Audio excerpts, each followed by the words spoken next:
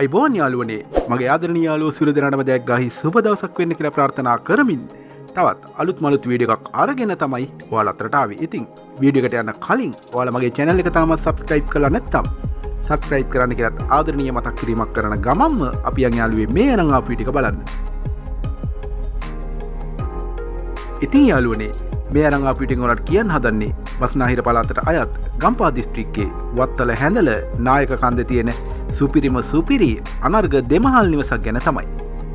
නිදහස් නිස්කලංකාරස්ථිත සාමකාමී වටපිටාවක් සහිත ජීවත් වීමට සුදුසු ප්‍රදේශයක් කියලා මට ඔයාලට මේ ප්‍රදේශය හඳුන්වා දෙන්න පුළුවන්.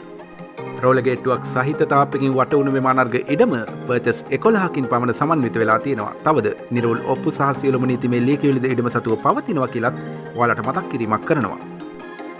සියලු පහසුකම් සහිත මේ අංග සම්පූර්ණ සුපිරි දෙමහල් නිවස ගත් කල සාල දෙකක්, නිදන කාමර 5ක්, නාන කාමර 3ක්, කෑම කාමරයක්, ග්‍රන්ථි සහිත මුළුතැන්ගයක් ඇතුළුව රූෆ්ටොප් එකකින්ද හැඩගැන්විලා තියෙනවා.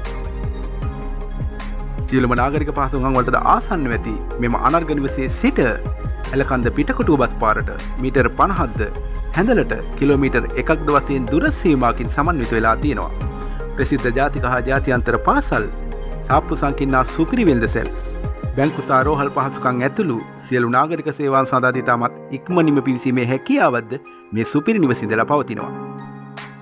ඉතින් යාළුවනේ සියලු පහසුකම් සහිත මේ අංග සම්පූර්ණ සුපිරි බොක්ස් ටයිප් දෙමහල් නිවස ලක්ෂ 590ක් වැනි මුදලකට අලෙවි කිරීමට බලාපොරොත්තු සිටින අතර ඔයාලා මිලදී ගන්නවා නම් මිල ගණන් සාකච්ඡා කරලා වෙනස් කරගන්න පුළුවන් කියලා දැනුම් දීමක් කරනවා.